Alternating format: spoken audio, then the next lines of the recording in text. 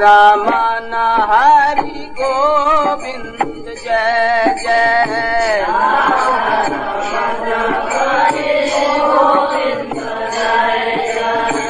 Govind Jai Jai Gopal Jai Jai Govind Jai Jai Gopal Jai Jai Govind Jai Jai Gopal Jai Jai.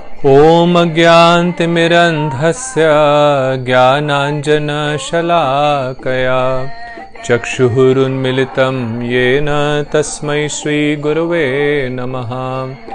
Jai Shri Krishna Chaitanya Prabhu Nityanand Shri Advaita Gadadhar शिवासादि Gaur भक्तवृंद।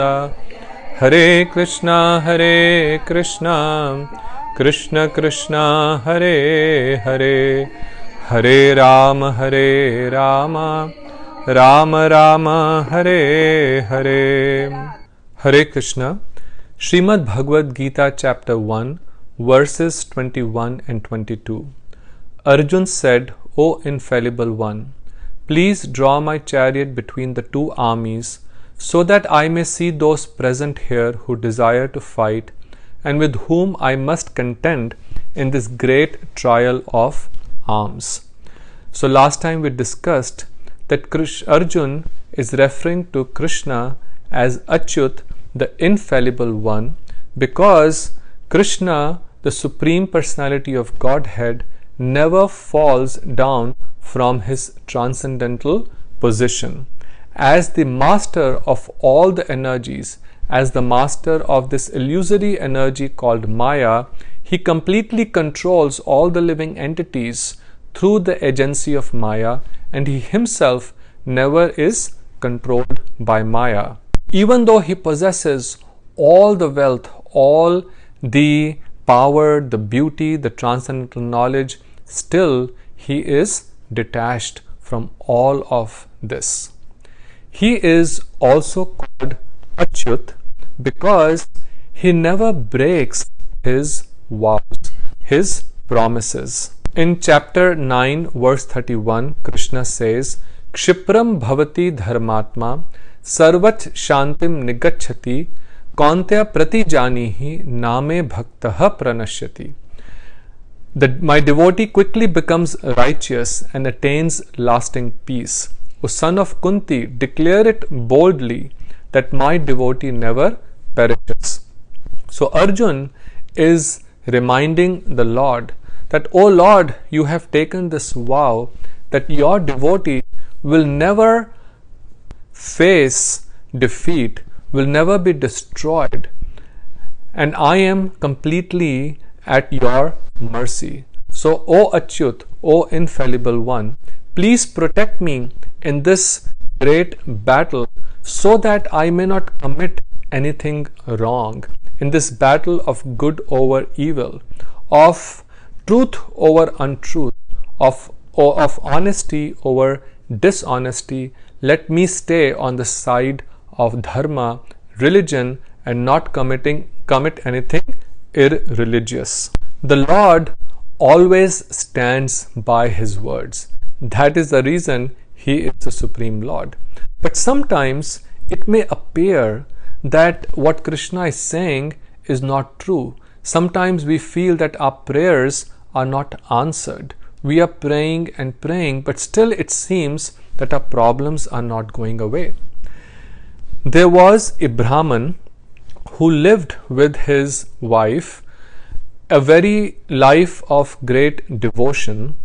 He would spend his entire day chanting and studying Bhagavad Gita, and he would go out once a day to beg some alms, and whatever he would get, some grains, some rice, a little bit dal or vegetable, his wife would cook and they would subsist by that. But day by day his level of poverty was increasing. They did not even have enough cloth to cover their bodies, what to talk of any money to take care of their health or anything else. One day he read this verse in Bhagavad Gita, In the 9th chapter, 22nd verse, Krishna says, Ananya chintayanto mam ye janaha paryupaste tesham nitya abhiyuktanam yogakshemam vahamiham. Krishna is saying that those who worship me with devotion, meditating on my transcendental form, to them I carry what they lack and preserve what they have. So Krishna is saying, I bring to them those things that they do not have, and what they have, I make sure that is preserved. Thinking of this verse, the Brahman went out to beg some alms, but surprisingly, today he did not get anything, not even 1 grain of rice. He came back home empty-handed, very dejected. He could stay hungry, but he could not see his wife suffering like this. He went into his room, opened his Bhagavad Gita, and with a red pen struck this verse out, where Krishna is saying, Yogakshemam vahamiham, that to my devotees I carry what they lack and preserve what they have. He closed his Gita and went out again. He returned back home after a few hours, and as he knocked at the door of his house, he could smell the aroma of several palatable foods coming from inside the house. He was surprised where the smell is coming from. When his wife opened the door, he saw that in the courtyard there were sacks of rice, grains, dals, vegetables, fruits, and so much food his wife had cooked. He could not believe and thought he has probably entered the wrong house. His wife said, "Oh, my dear husband, you have come to the right place. I was just preparing all this food for you. But before I serve you these meals, I want to ask you one question, that how can you be so merciless?" The Brahman was surprised first to see all of this food, and then to hear this complaint from his wife that he was merciless. He asked, "What have I done? Why are you saying that I am merciless?" She said, "No, I could not believe that you would treat a young boy so badly." The Brahman said, "Which young boy?" The wife said, "That boy who brought all of these things on his back. And when he took everything off, I could see that there were 2 red lines on his back. It seems that you had beaten him with a stick. That is not how you should behave. I am very disappointed by your behavior." The Brahman could not believe what his wife was saying and what had happened. Tears started rolling down his eyes. "Oh, my Lord came personally to deliver all these things to my home, to tell me that, my son, I am never wrong. I will preserve what you have and I will carry what you lack." He went back to his Bhagavad Gita, opened the Gita, and those 2 red lines were not there anymore. So when we start believing in the words of the Lord and have complete faith in devotion to His lotus feet as the only object of our life, then certainly we will also become fixed in our position and will not get distracted or overpowered by this illusory energy. When Krishna says, "Daivihi esha gunmai mammaya durataya," that this 3 modes of material nature, this illusory energy of mind, is very difficult to overcome.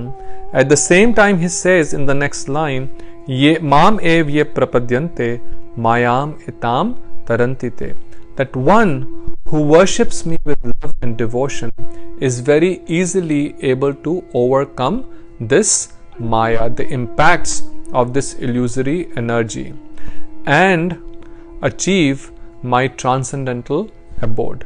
We are all in the family of Achyut. We are all the members of the family of that infallible one, the Supreme Lord Shri Krishna. That family lineage is called Achyut Gotra.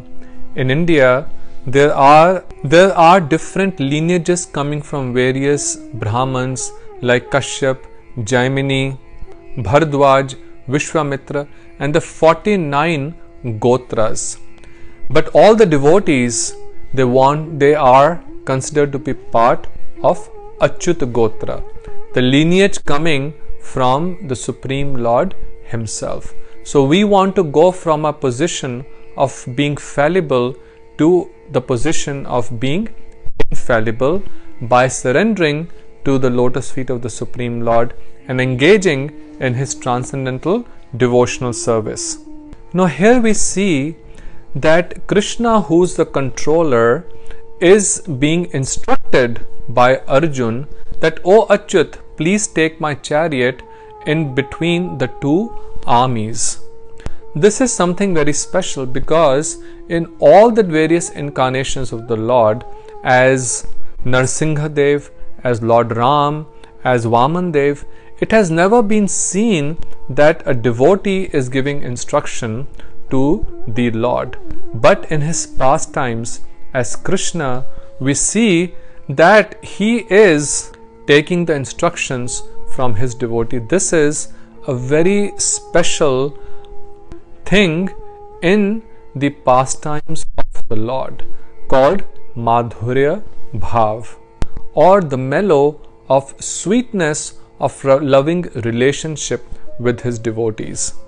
As much as the devotees want to serve the Lord, more than that, the Lord wants to serve His devotees, and that's the reason His devotees are so glorious. According to our scriptures, there are 5 different moods in which the devotees relate to the Lord.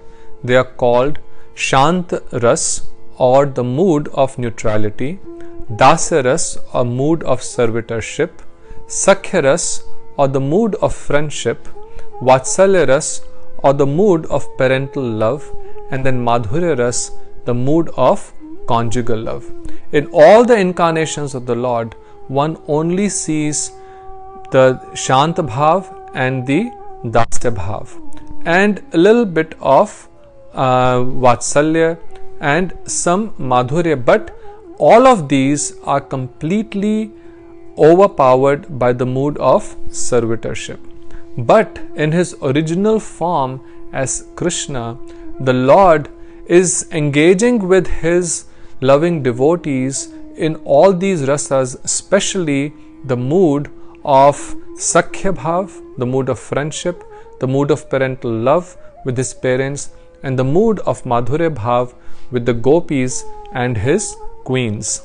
So as much as the devotees want to hear the instructions of the Lord wants to hear the instructions from His devotees. That is the power of devotion that even makes the Supreme Lord subservient to His devotees. So see here, Krishna became the charioteer of Arjun. Charioteer is normally a position of servitude, but the Lord willingly and happily accepted this role to serve and take care of His dear devotee Arjun.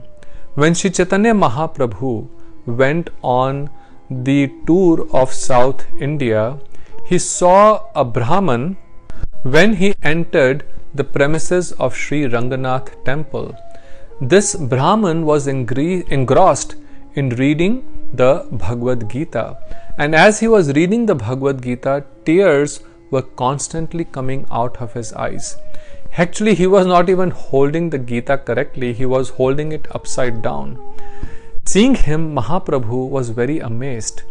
He said that, "What part of Gita are you reading that is making you cry so much?" The Brahman said, "Oh my Lord, I am simply pretending to read the Gita. The truth is that I am completely illiterate. But my spiritual master instructed me to regularly read the entire Bhagavad Gita, and Even though I am illiterate, I do not want to disobey my Guru, and therefore, as my duty to fulfill his instructions, I'm sitting here holding the Bhagavad Gita. The Lord said, then why are you crying? The Brahmin said, whenever I sit down to read the Gita, the form of Lord Krishna as Parthasarthi appears in my heart, and as soon as I see this form, I immediately remember how the Lord is Bhakta Vatsal, how he became a charioteer for Arjun, thinking of his form as the charioteer driving Arjun's chariot. I become overwhelmed with joy, and this thought makes me cry. So we should also try and surrender to such a merciful and loving Lord, because devotion to Him will make us achieve that position of transcendence from where there is no fall down. Hare Krishna, Radhe Radhe. Have a very blessed day. Radhe